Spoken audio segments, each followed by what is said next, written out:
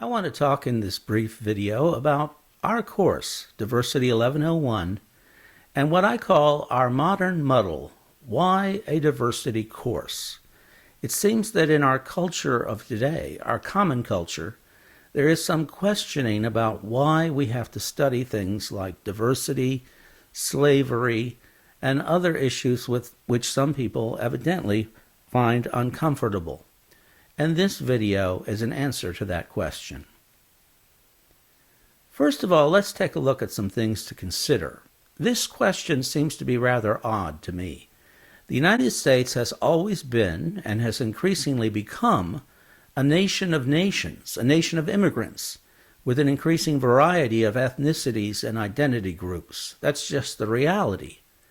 Now, many nations that are so diverse in ethnic composition have splintered into internecine quarrels and civil wars.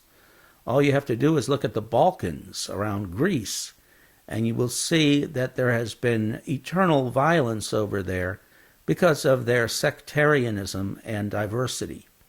This has not been the case in the United States, and history offers us a way to understand, and culture a way to compose our differences, and reach the ideal of e pluribus unum, which is Latin for out of many come one.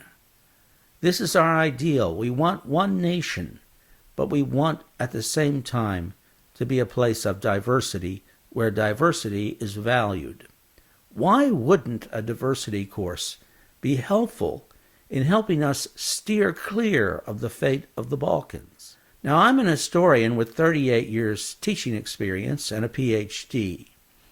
I believe I can see how history helps us avoid repeating the mistakes of the past and understanding the cultures of communities in potential conflict so that we can avoid that conflict. Now, what is diversity? As a social construct, it is a state of variety in the subcultures among us. Each of our cultural communities has a unique history and cultural heritage, along with a shared history and a common creed with all of us, e pluribus unum.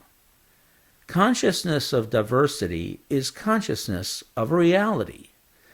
If we deny diversity, we deny reality, as well as deny the challenges and opportunities that diversity holds. With knowledge of cultures and their importance, diversity becomes a resource and a treasure. By itself, diversity is never a threat.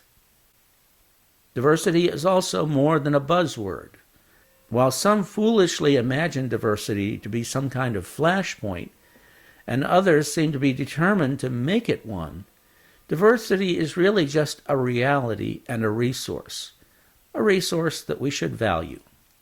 Diversity is not the same thing as race, and it is most certainly more than race. A diverse culture, as you've learned from this course, includes not just other ethnicities, but also different ages, sexual orientations, social standing, and abilities. Now, what is race? Races, in cultural terms, are just ethnicities like all other ethnicities. In a biological sense, race is of no significance whatsoever. It doesn't tell us anything about ability, capacity, intelligence, or anything at all. In biological terms, race is nothing but a difference in melatonin. Ethnic communities that identify themselves as races are justly proud of their history and cultures, and justly concerned with their culture's preservation. Racism is the denial of these truths and these rights. Racism threatens culture, liberty, life, and the pursuit of happiness, and wrongly interprets diversity as a problem. Recently, there have been what I consider to be specious complaints about diversity, and even history courses. Why should we study history? Some people ask. Doesn't the teaching of slavery make white people uncomfortable, meaning that it shouldn't be taught? We'll take a look at that one. Isn't the idea of institutional racism itself a racist idea? We'll look at that one too. Why is it all right for black people to celebrate Black history? Isn't that racist? We'll look at that one as well. First of all, doesn't the teaching of slavery make white people uncomfortable, meaning that slavery shouldn't be taught? The answer is no. History is about what really happened in the past. Slavery really did happen. It is really part of history, and it really must be taught if we're going to teach history. Not only did slavery happen, but it was written into the U.S. Constitution, and it was once sanctioned by our government, that is, safeguarded by our government. And this is part of the common history of all Americans. As for whether it should make white people uncomfortable, nobody alive today held slaves. So why would people today feel guilty about slavery? The only thing that white people now and white people who were slaveholders have in common is skin color. Those who think slavery should make white people feel uncomfortable are themselves elevating race unrealistically. They are the ones who are acting as if race is an important thing socially. White Americans were not ancient Greeks or ancient Romans or Renaissance Italians either. Should we not teach those subjects for that reason? It just doesn't make any logical sense. Isn't the idea of institutional racism itself a racist idea? No. The idea of institutional racism looks back to public acts, such as law, that's what we mean by institutions, that treated races differently because of the color of their skin. These disgraceful acts really happened. They really are a part of the history of institutions. Ignoring them does not change that reality. It just means that you're not doing your job if you're an historian. Examples of such institutional practices include Jim Crow laws, Supreme Court verdicts such as Plessy versus Ferguson, redlining of neighborhoods, excuse the typo, Jim Crow in the military, and many, many more.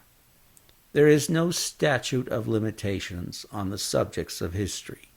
In other words, there is no moment when we suddenly declare that the past didn't happen and need not be taught. Institutions represent people. It is people's responsibility to reform their practices when they do wrong. Institutions cannot reform themselves. The people who inhabit them or supervise them, which in a democracy is we the people, have to do it for them.